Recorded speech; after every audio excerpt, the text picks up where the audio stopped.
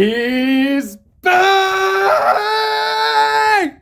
Ladies and gentlemen, my goat, Frank Castle, is back! He knows exactly why Matt came looking for him and tells him, "Get off your ass, Red!"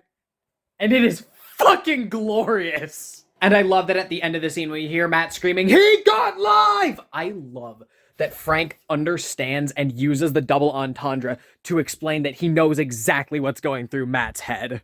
Yeah, Matt, he did get life in prison. He got to live while your best friend fucking died. And just like that, Matt's back in the suit.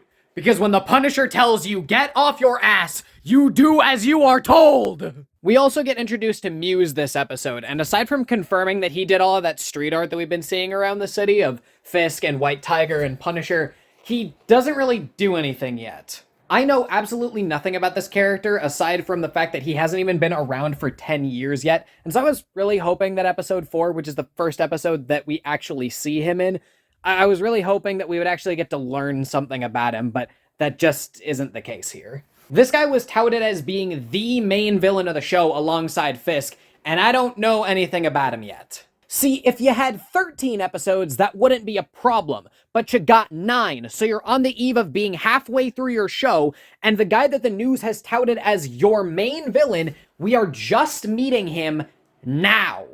Also, I haven't looked anything up yet because I don't want to spoil a potential twist reveal, but I totally think that nerdy kid that Fisk is taking under his wing, Daniel, I totally think he's going to be Muse.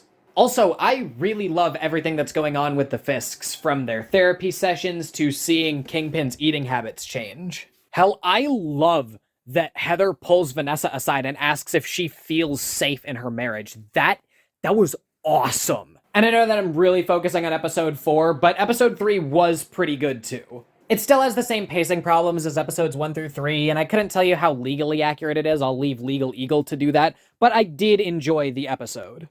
But that ending, how they just shot Hector in the face, I did not expect that.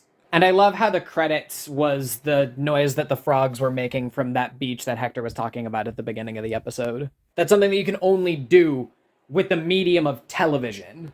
But episode 4 was absolutely hands down my favorite episode so far. Am I a little biased because Frank is back? Yes, absolutely. But I do genuinely believe that it was the show's best episode that they've released yet.